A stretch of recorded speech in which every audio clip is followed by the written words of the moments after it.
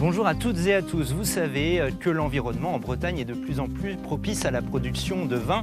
Mais saviez-vous qu'ici, on peut aussi cultiver du thé? Une filière est justement en train de naître en France. En partant de notre région, 2 entreprises du Morbihan viennent de s'associer pour créer un thé 100% breton. Ils sont en train de faire leur toute première récolte. On va voir ça de plus près. La star du jour, c'est lui, le Camellia sinensis, autrement dit le théier. Habituellement, il pousse en Chine à 10 000 km de notre Bretagne. Mais cette fois, c'est à Camors, dans le Morbihan, que ces jeunes feuilles sont délicatement cueillies. Donc on ramasse sans pincer, en tournant, il faut que ça vienne. Ces 3000 camélias ont été plantés il y a 5 ans et sont récoltés pour la première fois. C'est une belle aventure, en fait. Moi, c'est aussi pour l'aventure. Un nouveau projet qui va se développer, qui tombe bien dans l'époque à laquelle on vit, où le prix des conteneurs explose, où l'écologie devient prégnant. Et ça permet de faire un circuit court qui correspond totalement à l'attente de pas mal de gens. L'aventure commence en 2015, lorsqu'un Anglais décide de planter quelques théiers dans sa maison bretonne pour la consommation familiale. Son fils, franco-britannique, y voit une opportunité.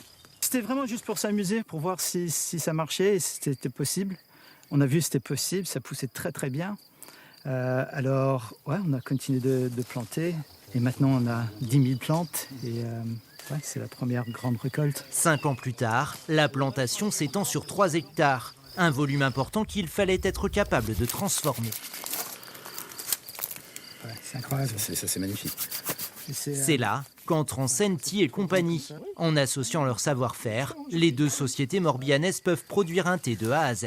C'est l'histoire de 2 familles en fait qui se rencontrent autour d'une passion et qui sont complémentaires.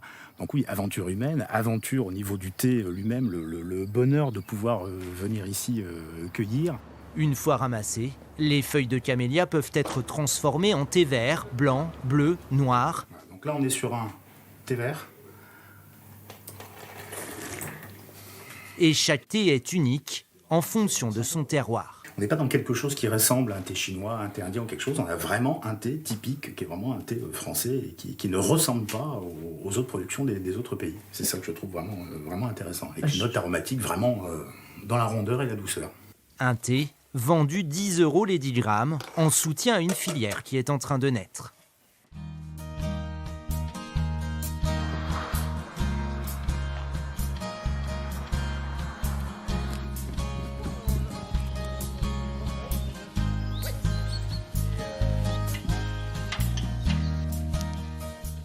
Et pour parler du thé en Bretagne, nous sommes ici au lycée horticole du Talouette à Hennebont, où est en train de se monter un gros projet autour de la culture du thé dans le Morbihan.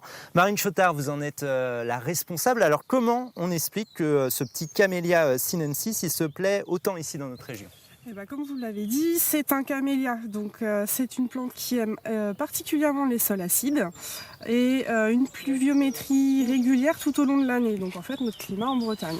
Est-ce que ce camélia, il va profiter du réchauffement climatique, entre guillemets ?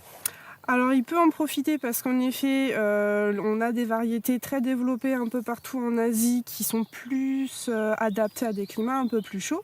Mais il y a des variétés qui viennent de la chaîne de l'Himalaya qui sont tout à fait adaptées à notre climat actuel en fait. Alors même si c'est une nouveauté au niveau professionnel, en tout cas au niveau amateur, on s'intéresse depuis longtemps à la culture du thé en Bretagne. C'est même une longue histoire d'amour. Je vous propose de regarder ce reportage tourné en 1997 par Jeanne Roth et Thierry Bouilly. Hier en Finistère, on pouvait se croire à des milliers de kilomètres d'ici. On accueillit du thé dans une propriété de la presqu'île de Crozon. Féru d'horticulture, un administrateur colonial en retraite à Landévennec qui a inculqué sa passion de la botanique à ses enfants, reçoit d'Indochine des graines de théier envoyées par un de ses fils. Il les fait germer et plante 60 pieds de thé dans un endroit du jardin qu'il pense propice à leur croissance. C'était il y a une trentaine d'années. Nous ramenions des graines ou des petits plants et je me souviens qu'on les mettait dans les seaux et on essayait de les faire pousser. Après la cueillette, il faut encore préparer les feuilles, les faire flétrir sur un voile aéré 15 heures durant pour qu'elles perdent leur humidité, les hacher grossièrement, les faire fermenter, puis les passer au four pour les torréfier. Hier, les cueilleurs ont ramassé 1 kg 600 g de feuilles. Après préparation, elles ont donné 400 g de thé. Alors Marine, il y a 5 ans, il n'y avait encore aucun professionnel qui cultivait le thé ici en Bretagne. Aujourd'hui, on compte une quinzaine de projets. Comment on explique un tel engouement ici dans notre région ? Déjà par le fait que c'est une plante qui se plaît bien chez nous et qu'il y a une certaine demande de se rapprocher d'un approvisionnement local.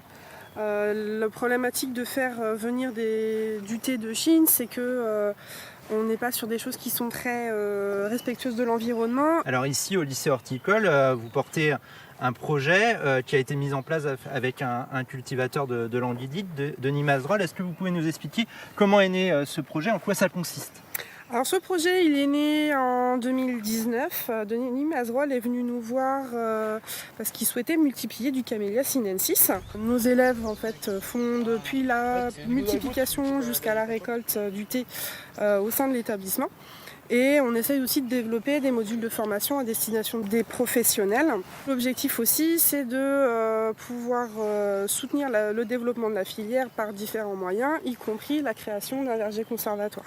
On aimerait sur toute la surface de l'établissement avoir 7000 théiers de entre 50 et 100 variétés différentes provenant de partout dans le monde et peut-être même, pourquoi pas, soutenir la création de nouvelles variétés françaises cette fois-ci.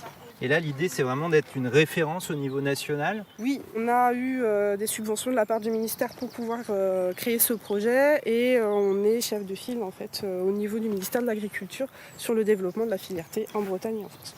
Merci Marine. Merci à vous. Le thé breton est promis à un bel avenir puisque le thé, c'est tout simplement la boisson la plus prisée au monde après l'eau avec 2 milliards de consommateurs répartis dans 125 pays.